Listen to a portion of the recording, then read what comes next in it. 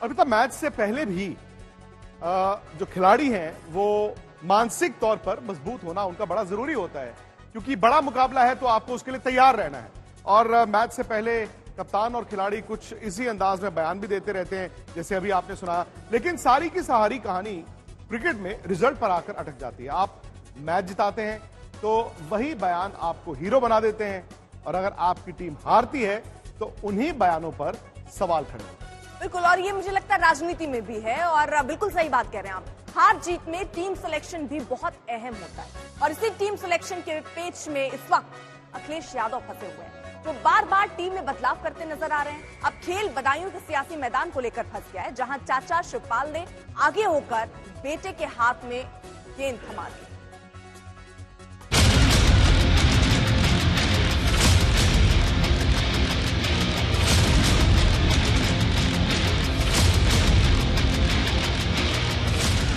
UP की सियासी pitch पर विपक्ष के लिए बल्लेबाजी करना आसान नहीं है।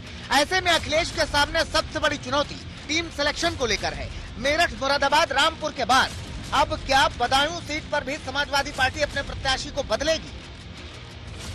बदायूं सीट से शिवपाल यादव समाजवादी पार्टी के उम्मीदवार हैं, लेकिन अब बेटे आदित्य यादव को बदायूं सीट से टिकट का प्रस्ताव अखिलेश को भेजा गया है।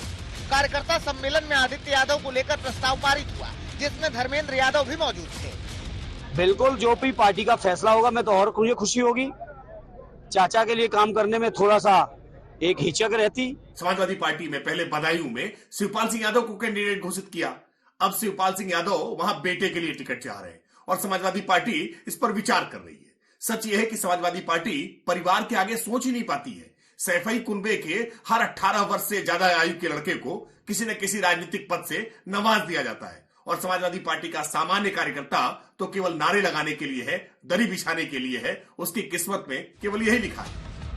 पहले भी बदायूं टिकट को लेकर चाचा की नाराजगी की खबरें आ रही थी। शिवपाल ने बदायूं में अपने कई दौरे रद्द किए, जिसके बाद अब बेटे को टिकट देने का प्रस्ताव भेजकर गेंद अखिलेश के पाले में डाल दी है।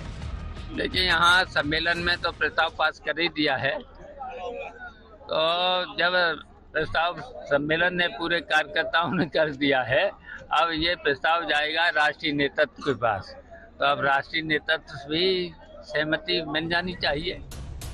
अब सवाल ये है कि क्या बदायूं सीट पर भी उम्मीदवार बदलेगा? टिकट आज भी हमारे नेता ने आदरणीय शिवपाल सिंह यादव जी को दिया है, तो निश्चित ही वही चुनाव भी है। आने वाले समय में पार्टी का जो भी निर्णय रहेगा वो देखा जाएगा। लेकिन आपको ये कह दूं कि चाहे टिकट मिले या ना मिले, आदित्य यादव बदायूं में प्रचार कर रहे हैं और करते रहेंगे। सबसे बड़ी बात, अगर बदायूं में उम्मीदवार बदलता है तो क्या शिवपाल यादव चुनाव लड़ेंगे, और अगर लड़ेंगे तो कौन सा मैदान चुनेंगे? क्योंकि अभी तो अखिलेश के भी चुनाव लड़ने पर सस्पेंस है। समाजवादी पार्टी के लिए मजबूत सीट की बात करें तो सिर्फ कन्नौज सीट ही बची है, जहां अब तक उम्मीदवार के नाम का ऐलान नहीं किया गया है। हमारा लक्ष्य ये है कि भारतीय जनता पार्टी ज्यादा से ज्यादा सीटें हारे, और ये सीट वो है जो समाजवादियों के साथ रही, अच्छे बुरे समय पे यहाँ के लोगों ने साथ दिया, और जो विकास दिखाई दे रहा है वो समाजवादियों का ही है।